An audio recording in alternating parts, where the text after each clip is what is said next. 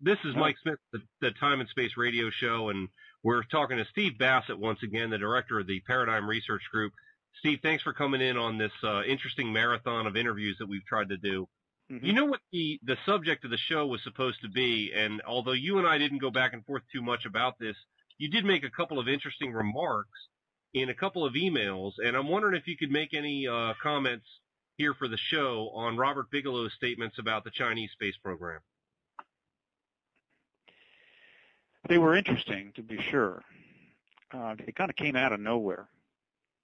I mean, Bigelow is involved in aerospace, and he's involved in the commercial side of it. He wants to create private enterprise in space.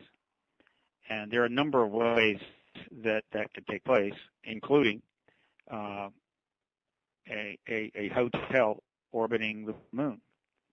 Right? The interesting thing about that is that if you have a substantial facility orbiting the moon that people would pay even to go up, which would be quite a trip, it's a lot easier to go into orbit around the moon and come back than it is to land. So it's not the craziest idea in the world.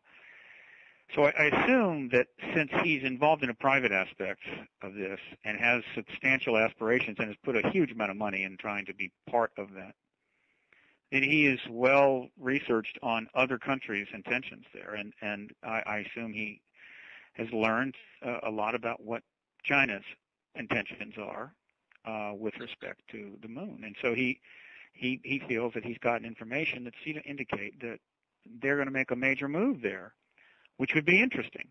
There are treaties out there. This is not a total vacuum.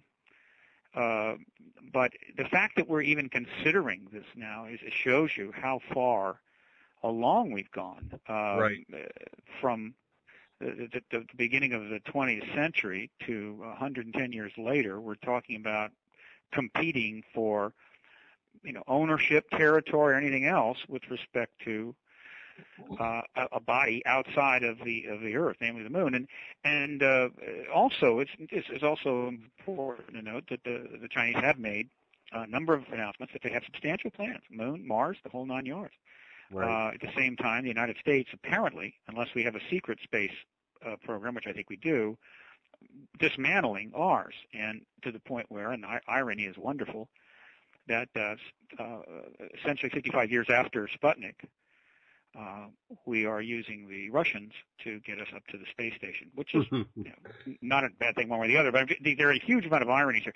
But it points out that how far things have gone and why the extraterrestrial issue, for instance, is just increasingly ludicrous to withhold this and to keep people in this suspended animation about this, and why the government has got to acknowledge this. The ET issue is more important than the moon right now by a long shot. And if, in fact, the ET issue were brought forward and acknowledged and we were able to now get into the technology that we have and learn what we really have to work with, we will probably learn that the issues regarding the moon are far more complicated and not quite what we would think, meaning that if we have anti-gravitic propulsion systems and the Chinese don't, that would be the one reason why we may not be that concerned about it. Who knows? Let's just say that the whole story about the Earth, space programs, the moon, access to the moon, investigations of the moon, same exact for Mars, is very likely not what we have been told. There is a hidden history to this and a lot more, and that is the dilemma we face. Do we want to continue with these two parallel realities? One, the real story, which the government is sequestering in huge amounts and portions, or the quote official story, which is driving us crazy and running us around in circles. Now let me follow up on a couple comments there. You just really doled out some terrific information. First of all, a quick comment about the Chinese space program, because I want to go back to that just to say two particular things. One is that it's interesting to me in a way that starts to smell a little bit funny in the way that it seems to be going down, that the Russians just had another major failure, and that it's entirely possible that if the Chinese were able to put a good functional industrial/military system in place, that we might actually then become dependent on the Chinese to have them ferry us back and forth. I understand what you said about treaties and everything, but I mean, it's interesting that the Russians are kind of coming up short right now at this hour, especially in light of what you just said a few minutes ago. I suspect it's all smoke and mirrors in a way. Okay, that's fair. Because I personally believe we already have anti-gravitic propulsion. And so in other words, what a person needs to do, and this is not easy, is say, okay, I'm going to, as an intellectual exercise, accept the premise that we have anti-gravitic propulsion, at least in the United States. Though I'm thinking if we do, I have a hunch the Russians do. They got access. The likelihood they've had access to a saucer is pretty good. Now, if that's true, and we've been able to operate that way, then how then do you interpret the space programs that are, quote, operating in the open, and what we've said about them, what we've done about them? It really completely changes all of the equations that you would normally be trying to calculate. And so it is really very difficult. I mean, I don't believe that our capabilities as we know them in space are real capabilities.